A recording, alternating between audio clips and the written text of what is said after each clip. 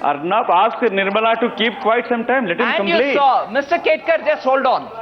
A Prime Minister who was, after his term was over, on his death, Mr. Madhu Yashki Gaud, coming from Hyderabad, coming from Telangana, to which Narasimha Rao belonged, he can also vouch my view on this. The kind of treatment that family or that party offered for that Prime Minister, who they claim now, Well, you're completely diverting the topic. Was probably, now he's responding to. He's responding to. Mr. Yakshi is responding to. Ms. Nirmala, you're completely diverting the topic. Mr. Yakshi. What Mr. Arnab asked, what the gentleman is replying, no kindly diversion. wait, let him to complete. Will you deny that between 91 to 98, there was no Nehru Gandhi family, neither in the party position nor in the government? Why don't you accept that fact? Why are you diverting to different topic? And why don't you listen to him, let him complete it? What he's saying is true. He's not just talking about emotional card, which is right. Mr. Gord, if I was running the Congress party between that time then, between 91 to 96, who was running it? Even last 9 years, who is the Prime Minister? It is only Congress party have that inclusiveness, inviting every section of the people into the party and even making them into the Prime Minister. Mr. God, am I to understand correctly, if you allow me to come in, am I to understand correctly that your recent statement that last 9 years who was the Prime Minister implies that the problems of the Congress party have been created by the UPA government led by Dr. Manmohan Singh? And am I therefore correct in assessing that the attempt in Jaipur is to draw a distinction between the Congress party of Rahul Gandhi and the government of Dr. Manmohan Singh? He openly spoke about the shortcomings within the UPA government, the achievements of the UPA government, and why when people are involved themselves in corruption scandals and change their chief ministers in the states, and they're talking about the corruption.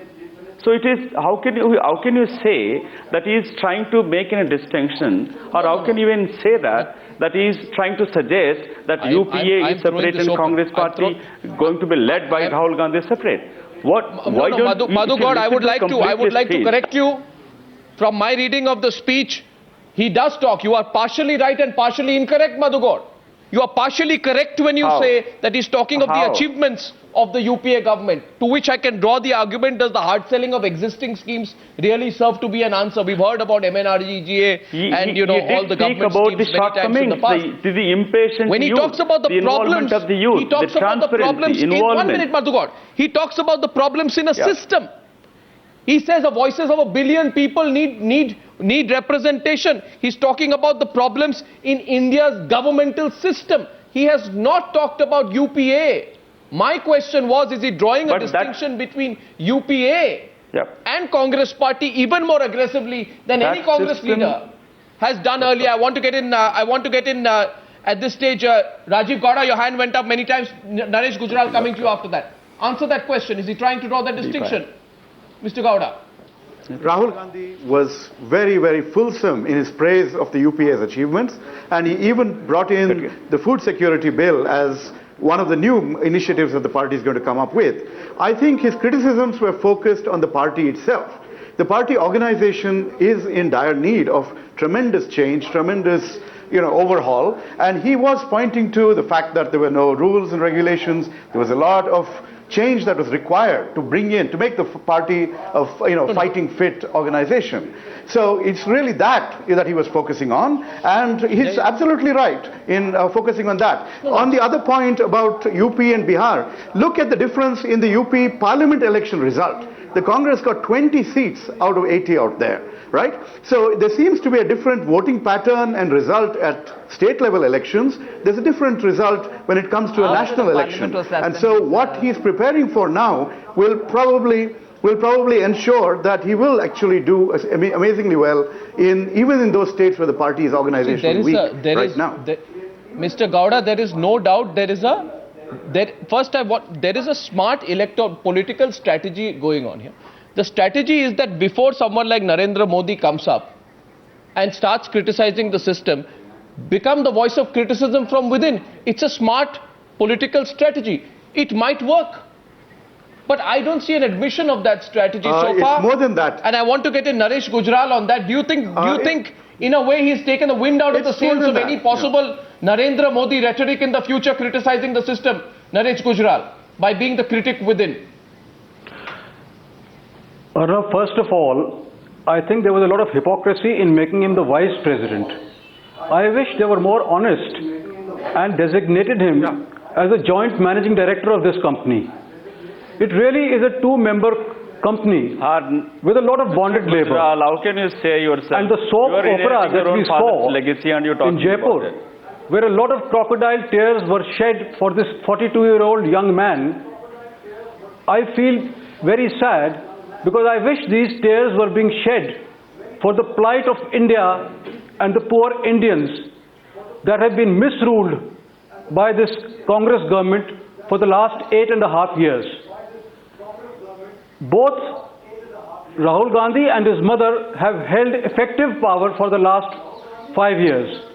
His mother for longer and Rahul for the last 4 years or so.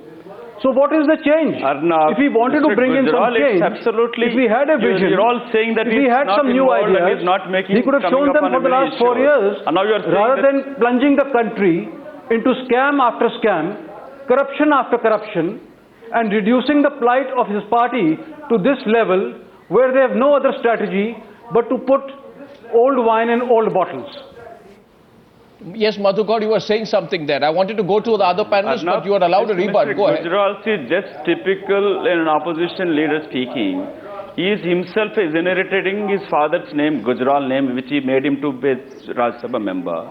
What is his father's contribution? Let's not talk about it. Let's talk on the facts. What is he talking about on this 18.5 years of misrule he's saying? Why, if he's so misrule after 5 years, why this country elected them? So is it the misrule of Punjab, the government which party which he belongs, the corruption charges against his own party government there, and people have elected them. So what do we say about it? How much corruption charges his own party leaders are facing in it? And he's talking about the corruption, he's talking about the scams, he's forgetting his own party leaders involved in the scams and corruption in Punjab itself. The hotels, the 1,000 crores of businesses which they've inherited, the corruption. At this point of time, he's forgetting that. And even including recent even the lady, as of now, I am only saying, there are three ways of looking at Rahul Gandhi. What Mr. Gujral, let him answer Mr. Gujral, his own party heading the government in Punjab, the atrocities on the women, the police officer killed for protecting his own daughter. No, we'll discuss the Akali government has been criticized roundly by us on many occasions. We will discuss them again. I'm only discussing Rahul Gandhi, I want massive tours. Heard his speech. We won a resounding victory and a historical victory. Oh yeah? When you won, and after all the corruption charges, is a victory. When UPA government won in 2009, it's not even a victory. That's we people have elected because of the performance. I am not. We are discussing Rahul Gandhi. I have no problems with that. All I am discussing Rahul Gandhi's speech. Is Rahul Gandhi trying to disown? What is the center? Is Rahul Gandhi in a way trying to distance himself and disown the many years when the UPA has itself been in power? As someone who has chronicled the Congress party, what do you think, Rashid? Yeah, I think you see, Rahul has a game plan and he's working on it. You see, he has consciously kept himself away from main Congress party or the government, and now he has a game plan which he is demonstrating now. I think Nirmala ji, when she says that she wishes him luck, I think she wants him to fail, because BJP will have every reason to be scared of Rahul if he succeeds. He is trying to make a very big distinction. And therefore, if like Rajiv Gandhi, if he fails, BJP will be happy. If he succeeds in modernizing Congress party, if he succeeds in bringing some kind of hope, if his simple thing, if the Aadhaar cards are made and if he is able to ensure that Congress rank and file ensures cash transfers to the needy, I think it's going to make a qualitative difference.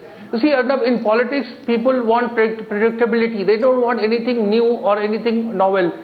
So if Rahul Gandhi brings something new, I think BJP, Samajwadi Party, Akali Dal, everyone will have reasons to worry about. In spite of all that you've read about what I've said, which I don't seem to understand where you're coming from, Tell me that one new thing which you are hoping from Rahul's speech. We couldn't find it. What is the new plan with which he is bringing in that Ashok Malik rightly said, the hope for the future? The precedents that we have in front are about Rajiv Gandhi having failed in a party which is so dynastically controlled. But you asked a party which is not really proven that it can Rajiv Gandhi's speech in Bombay was very idealistic and he could not fulfill it. You said Rajiv Gandhi's speech in Bombay was very idealistic and he couldn't fulfill it. So I'm saying that he's trying to modernize Congress party. He's trying to he's going to promote professionals. He's going to promote mass leaders.